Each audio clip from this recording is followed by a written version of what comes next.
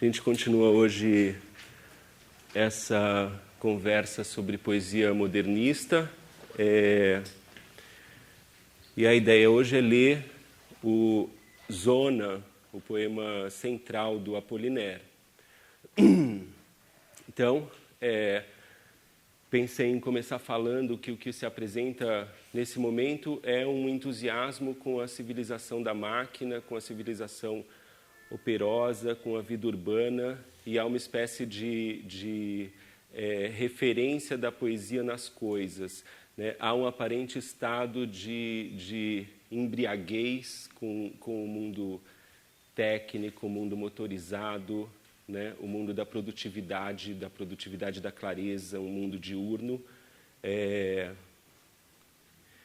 E é esse clima que a gente vai surpreender nesse poema Zona, do Apollinaire, e ele é motivado por tudo aquilo que está naquele texto do Alan Bullock sobre motivos de tendência moderna do começo do século XX.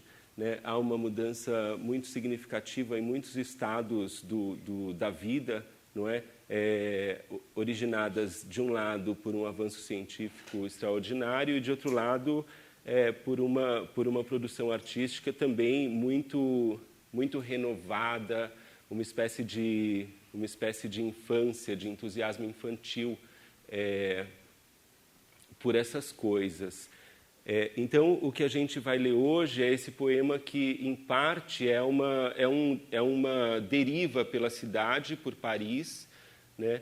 E onde ele traz muitos dos elementos dessa cena da modernidade, né? De uma cena que está ali também referida, né? Uma cena luminosa, motorizada, entusiástica, e o Apollinaire está no centro, precisamente, dessa cena, porque, além da Itália, talvez nenhum outro país tenha um modernismo tão expressivo, tão entusiasmado, né? Um modernismo panfletário, que não chega a ser o do Marinetti, porque o Marinetti tinha uma panfletagem realmente mais ostensiva, mas o Apollinaire é o cara que vai formular a maior parte do conjunto de ideias, né, que vai compor esse cenário da arte moderna e da poesia moderna, né?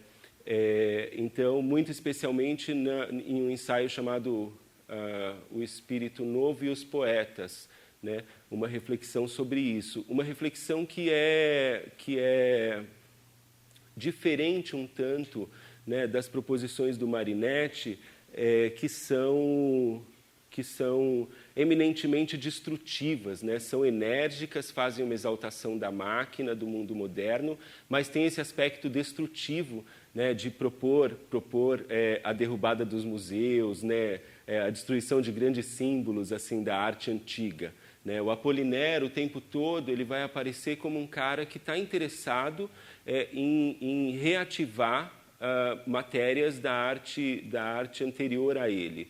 Né? Então, esse aspecto, ele é muito espírito novista, mas, ao mesmo tempo, ele também está interessado em recuperar valores históricos da arte.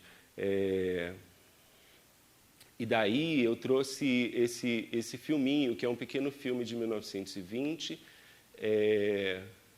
onde a gente pode ver, assim, primeiro o filme como filme mesmo, ele é um filme de tom elegíaco, né? Ele é um filme que está fazendo uma elegia da cidade grande, né? Em Nova York, e eu conheci esse filme há alguns anos. Ele veio numa caixa de filminhos de vanguarda, curtas-metragens de vanguarda. E ele é um filme, então, que dá uma ideia muito clara disso, né, das multidões. Assim, tem uma cena, inclusive, no começo, uma cena de desembarque, que é uma cena que vai recorrer lá no poema do Eliot, né, no Terra Devastada, né, que são as multidões na rodoviária, as multidões nessa situação de ida e vinda né, que até hoje é muito impactante, mas que é muito legal, por exemplo, a gente perceber que o ritmo da cidade que a gente vive já é velho, né, já é um ritmo assim, já é um ritmo que era muito intenso já no século XIX, né, e a poesia também eu sempre gosto de lembrar que serve para isso, né, para lembrar que a gente vive certos conteúdos assim simbólicos na experiência que estão há muito tempo expressos e definidos na poesia, né? Então, por exemplo, essa ideia que nesse filme vai aparecer com uma forma assim, sob um enfoque muito admirado, né, muito exaltativo, né, é uma ideia que é eminentemente negativa na poesia desde a antiguidade, que é a ideia assim, a cidade é excessiva, a cidade é cansativa, a cidade não favorece, né, a sociabilidade e os encontros. Esse momento não, né, mas enfim, queria lembrar que esse sentimento já era patenteado em Roma, né, os poetas romanos no século I já falavam que Roma era uma cidade insuportável, né, e é ali que se formula essa imagem da fuga da cidade, né, que é uma imagem que vai reaparecer, né, como conteúdo clássico que é reposto o tempo todo, e que reaparece, por exemplo, no poema do Baudelaire, Uma Passante, né, essa cena urbana que já é ambígua, né, não é mais assustadora. A propósito, eu queria lembrar disso, que daqueles poemas que a gente leu na última terça-feira, né, nós lemos poemas do Mallarmé, do Rimbaud e do Baudelaire. O poema daquele conjunto, não é que, enfim, a gente lê um conjunto de poemas para mostrar assim o clima da poesia no século XIX, e a tônica era mostrar que é uma poesia que produz uma fuga da referência histórica. Isto é, eles não estão interessados na vida cotidiana, na vida miúda, eles estão interessados numa investigação estético-mística, metafísica, né? Então dá aquilo que é a poesia pura, né? Dá essa poesia de vontade de dissolução, né? A gente leu aquele poema que eu reli bastante o conhecido como Soneto em X, do Mallarmé, né, que tem aquela cena tão difusa e maravilhosa, né, e fúnebre, e daquele conjunto de poemas que basicamente patenteia isso, né, o Barco Bêbado aparece como um poema de evasão, né, os poemas programa, como As Vogais, do Rimbaud, ou aquele do Baudelaire primeiro que a gente leu, Correspondências, né, esses poemas que estão em formulações eminentemente estéticas, né, um pouco quase descolados assim da historicidade daquelas proposições. Dentre aqueles poemas, A Uma Passante é o poema que faz uma associação mais direta com aquilo que vai acontecer na cena poética do século XX e que a gente vai ver no Zona, né? Que é justamente essa entrega do poeta ao mundo urbano, à contingência, ao acaso, à possibilidade de eclosão de uma maravilha que é muito diferente, a utilização de um vocabulário rebaixado, se a gente pensar na poesia antiga, mas que nesse momento se torna um vocabulário cotidiano, um vocabulário das coisas, né? Esse encantamento do poeta diante das coisas é algo que já está acontecendo um pouco em A Uma Passante, porque A Uma Passante ainda trai uma espécie de melancolia, né? O poeta ainda vê aquela cena com algum tipo de incômodo que eu acho que se traduz nessa melancolia, né, do amor fugidio, né, do amor que se apresenta e que não dura e que se evade rapidamente. Então, vamos ver, vale a pena ver, é curtinho, tem 10 minutos, e aí a gente continua.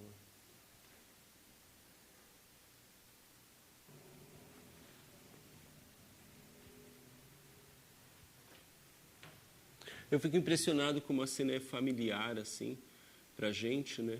E estava aqui pensando que eu não vejo no filme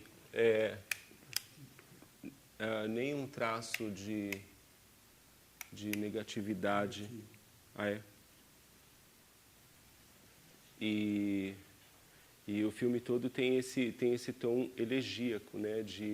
Como que um olhar de celebração, um olhar de adesão a essa nova configuração do mundo mesmo, né? Porque é isso que se testemunha, essa ideia de que esse tesão incrível diante de uma possibilidade de mundo que tinha se apresentado tão rapidamente, que produzia essa tamanha surpresa, né?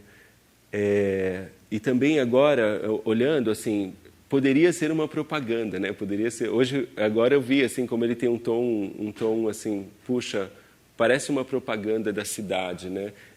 Mas é a própria cidade que está ali tematizada como algo que nesse mundo novo canta. Isto é, canta como na poesia mais antiga, por exemplo, a natureza, né, tem esse potencial celebrativo que os poetas buscam alcançar, né? Então, é essa cidade toda exaltada pelo poeta que a gente vê nessa poesia aí até, digamos assim, a Primeira Guerra.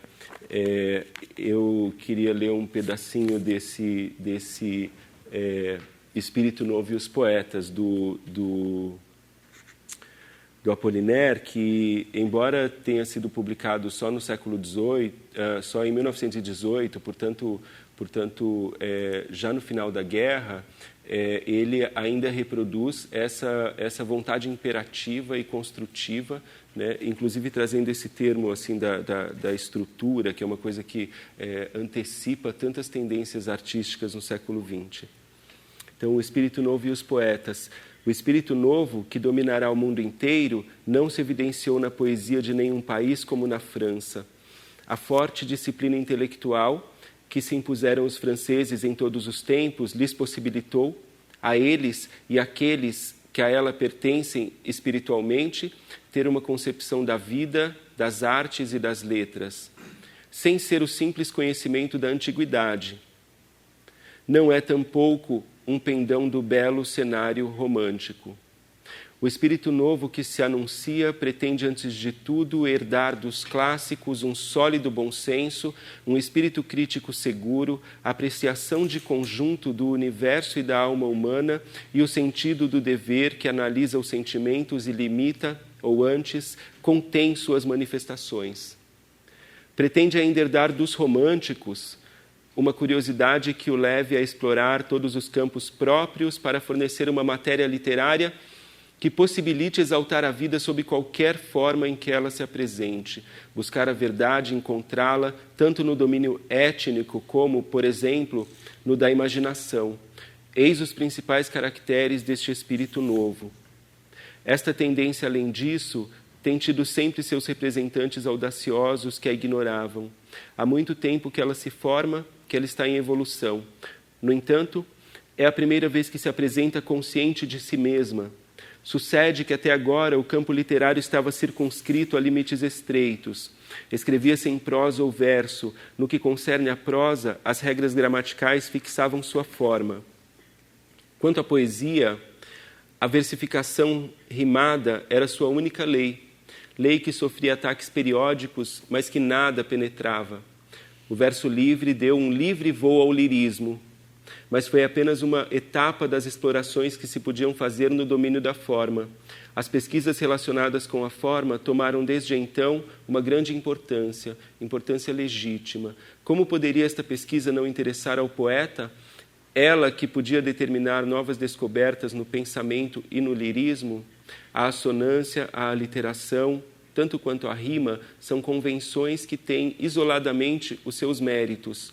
Os artifícios tipográficos levados muito longe, com uma grande audácia, tiveram a vantagem de fazer nascer um lirismo visual que era quase desconhecido antes de nossa época. Estes artifícios podem ir muito longe ainda e consumar a síntese das artes, da música, da pintura, da literatura. Tudo isso não é mais que uma pesquisa para chegar a novas expressões perfeitamente legítimas. Então, a gente consegue notar na leitura desse comecinho do manifesto, que não é mais um manifesto destrutivo literalmente como o manifesto futurista, nem é um manifesto sarcástico e gozoso, assim como são os manifestos dadaístas, né? Que estão numa profunda negação de uma matéria, né? Uma matéria artística ou histórica, e dispostos a compor o que quer que seja novo, né? O Apollinaire não, o Apollinaire tem um impulso que tende a qualificar, né? Então, quando ele fala em buscar nos românticos alguma matéria, seja formal ou seja temática, ele tá ativando de uma outra forma a história literária para compor essa imagem do mundo moderno.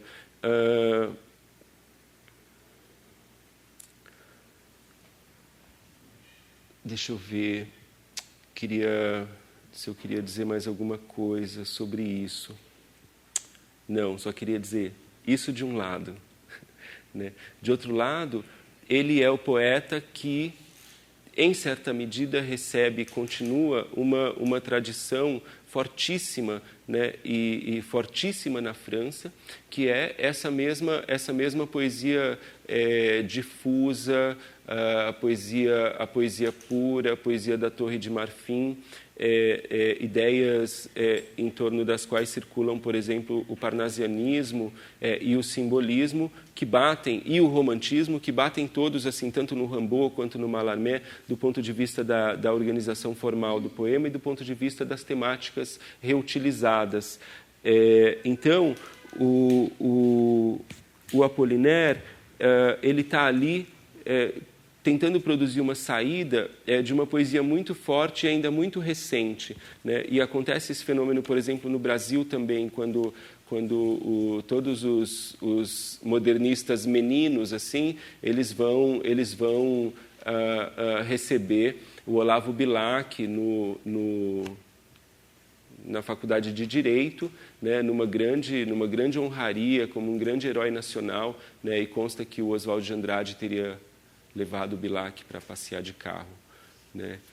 Que é uma cena maravilhosa, né? Devia ter uma foto. Vale dizer isso porque a literatura não funciona por rupturas tão radicais quanto a história literária faz parecer, né? Muito especialmente nesse momento, por exemplo, se qualifica em quase toda história literária um pré-romantismo, né? E sempre falar no pré é uma espécie de quase dizer assim, é um não algo, né? Ainda nada, não é mais aquilo e ainda não é aquilo outro, né?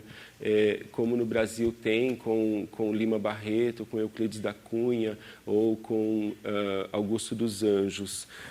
Então, que são... Desculpa, pré-modernismo. Então, no Brasil, por exemplo, tem essa gente, que é uma gente que tem, com a qual a crítica literária tem dificuldade de lidar, né? Porque eles trazem traços ainda fortes das escolas agonizantes e ainda não está pronunciada uma estética nova. Isso é muito especial no Apollinaire, porque o Apollinaire é um grande poeta romântico, digamos, com aspas, né? Um grande poeta, é um poeta de grandes poemas amorosos, né? E de muitas histórias amorosas, né? Um poeta que tem uma vida com pelo menos 3, 4 mulheres. Ele tem uma vida breve, né? Ele morre em 1918, né? E nasce em 1880. E, então, o Apollinaire é um grande lírico, de forma que a minha leitura da poesia tão modernista do Apollinaire, é uma leitura muito interessada nisso, né, no fato de que ele é ainda um grande poeta de amor. E sendo um poeta de amor, ele opera esses poemas sem pejo de se valer, né, de um conjunto de imagens e de um conjunto de formas que está estabelecido, utilizado e reutilizado, né, na tradição romântica, né? Então, Alcois é um livro muito especial nesse sentido, né? e devemos olhar para ele, antes de tudo, como um grande livro de poemas, né, de belos poemas. Por que eu chamo a atenção para isso? Porque muitas vezes a gente lê materiais artísticos que passam ao cânone histórico porque são programáticos, né? O Apollinaire, sem deixar de ser profundamente programático, por exemplo, nos manifestos ou em Zona, ele é o tempo todo um poeta de uma afetividade muito desbragada, né? Um poeta que era sempre celebrativo e que tem uma adesão muito franca à vida, às coisas, né? Isso tudo dá um sabor muito especial para esse poeta. Então, por exemplo, esse poema Zona, que a gente vai ler, ele é um poema de difícil penetração, né? É um poema que tem metaforicamente muito interessante, usa metáforas muito estranhas, às vezes um pouco cômicas, como essa famosa do começo do poema que fala que as pontes são um rebanho e a Torre Eiffel uma pastora, né? Que mistura essas imagens de pastoreio, né? Gado, imagens muito rurais e bucólicas, né? Que ativam uma tradição bucólica, né? Ao mesmo tempo falando da vida urbana da cidade, né? Então, esse poema que se apresenta com imagens assim, ele foi escrito, e eu queria ler um trecho para vocês de uma carta em que ele fala isso. Ele foi escrito e pensado como um poema de amor. Então, o Apollinaire diz: sobre os poemas, gosta, ele está falando um tu, assim, né? Ele está escrevendo para uma mulher.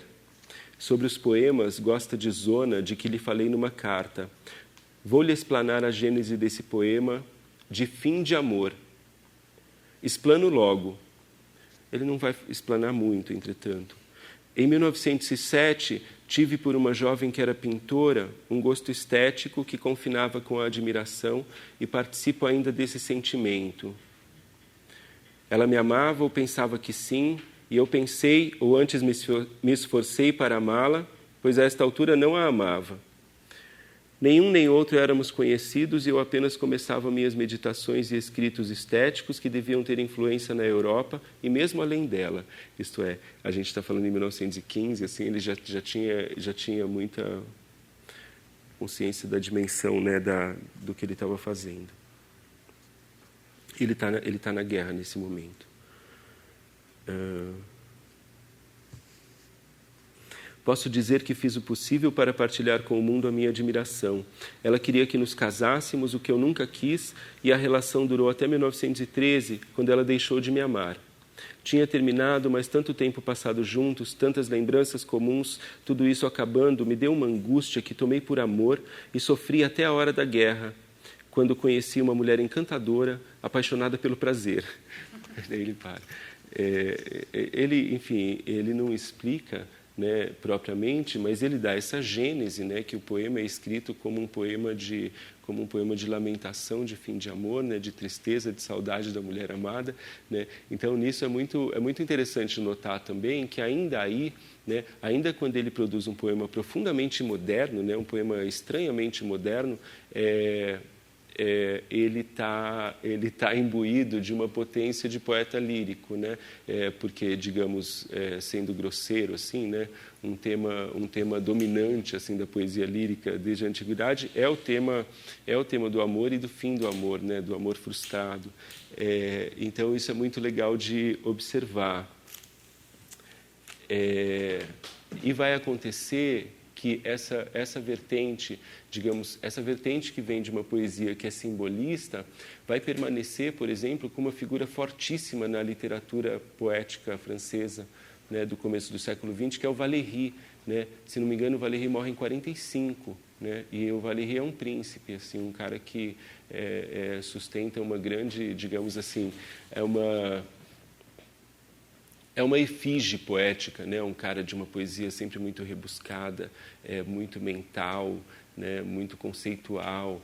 E ele permanece, e ele é valorizado na França durante esse período, de modo que essas tendências elas vão acontecer se acumulando.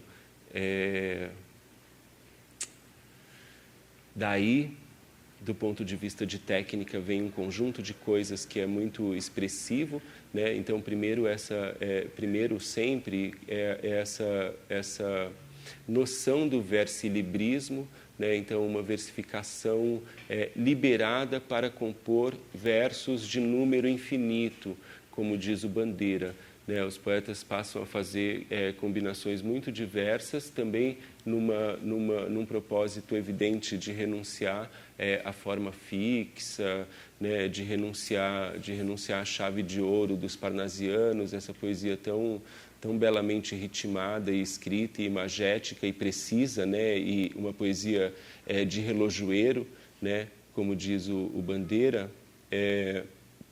Então, vem à tona esse verso livre que é incrível. E, nesse momento, eu queria lembrar que essas coisas aparecem de uma maneira muito, muito bonita, muito bem escrita, muito volumosa no Whitman, né? Antes desses caras. Eu reli há 2 anos a poesia do Whitman e é impressionante. É impressionante como ele já efetua todas essas variáveis da modernidade, do automodernismo europeu, né? Antes deles, né? Fazendo esse tipo de elegia. Esse filme, se não me engano, esses versos do final são do Whitman, né? Que é o cantor da democracia produtiva, includente, né? O Whitman já efetua tanto esses conteúdos, quer dizer, a constituição desses materiais como materiais poéticos, né? No Brasil, ainda no século XX, o João Cabral tem 2 poemas que são muito famosos porque são poéticas e que tratam precisamente desse assunto, né? Da possibilidade de usar a palavra cachorro e não a palavra cão, né?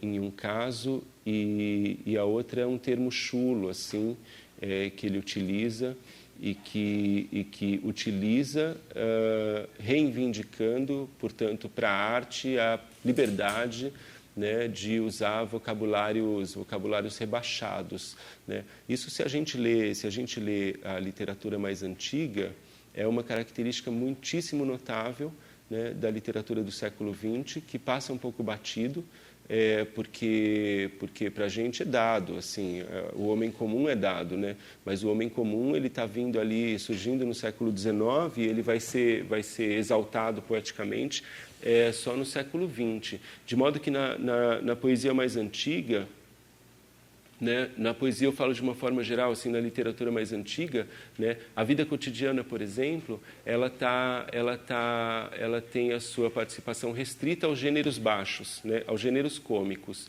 Então, quando há personagens rebaixados, há possibilidade de falar das coisas mais rebaixadas, e a gente está sempre no cômico, né? Na poesia séria, não. Na poesia séria, na poesia dramática ou épica, não se admite nada que é rebaixado, né? E essa poesia séria, épica ou trágica é a poesia que vai ganhar a proeminência na formulação de um cânone, porque nós somos moralistas e nós constituímos, então, os cânones moralistas. Um livro como Garganto e Pantagruel, que é um livro todo rebaixado, né? um romance que já não é uma obra cômica propriamente, é um livro que não tem tanta repercussão, digamos assim, quanto Montaigne ou quanto Shakespeare, né? Em parte porque ele trata de matérias rebaixadas, né? De matérias estomacais, amorosas.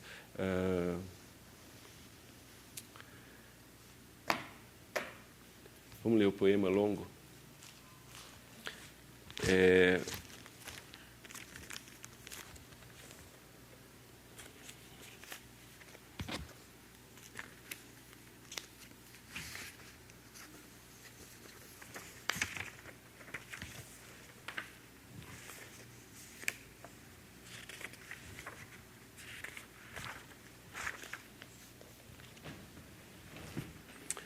Puxa, eu lamento informar que tem alguns erros. Quando eu falo alguns, eu estou tentando dar a entender que são 2, mas devem ser uns 5 ou 6. E eu queria saber se vocês teriam aí caneta e podiam corrigir antes de a gente ler. Pode ser? Por favor.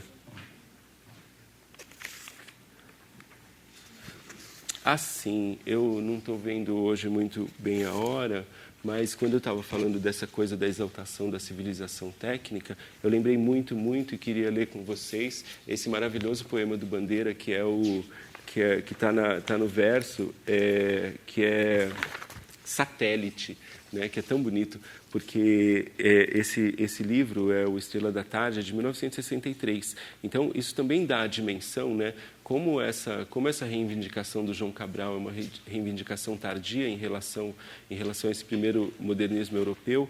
Essa do Bandeira é de 1963, e embora ela já não tenha absolutamente o tom de manifesto, de reivindicação, né, um poema eminentemente lírico, ele celebra e, por assim dizer, introjeta na poesia uma lua que é assim: satélite, fim de tarde, no céu plúmbeo, a lua baça, paira.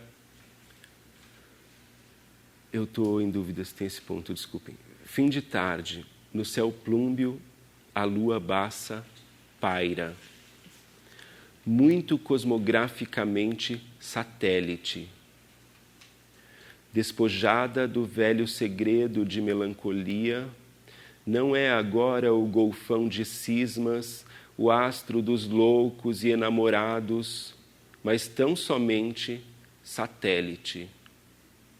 Ah, lua deste fim de tarde, demissionária de atribuições românticas, sem show para as disponibilidades sentimentais. Fatigado de mais-valia, gosto de ti assim, coisa em si, satélite. O Bandeira é maravilhoso, eu adoro Bandeira. É um grande lírico. E está escrito desmissionário, mas é demissionário, por favor. Corrijam esse S. E agora eu vou fazer essas correções do poema do Apollinaire. Olha, na primeira página, aí pelo 18º, está escrito os folhetins. Os folhetins baratos cheios de aventuras, por favor, corrijam esse S aí.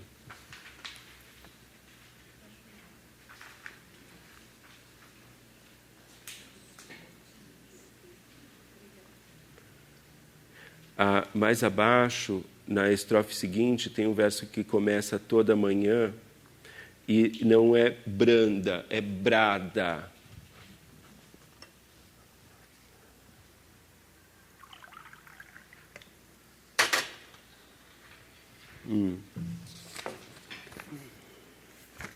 Deixa eu ver.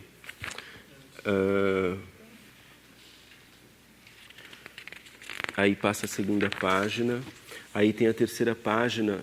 Eu estou com uma diagramação um pouco diferente de vocês. É uma estrofe de 2 versos que começa: hoje anda por Paris. Está aí embaixo, na segunda. Estão, não é então nesse verso, é estão.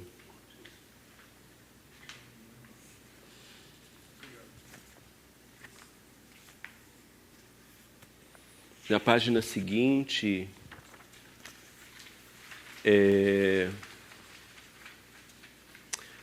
não sei se é na página seguinte, é o último verso de uma estrofe longa, de 13 versos por aí, que diz: usam perucas. Tá, usam perucas, ficam sós. Que usam perucas, desculpem, que usam perucas.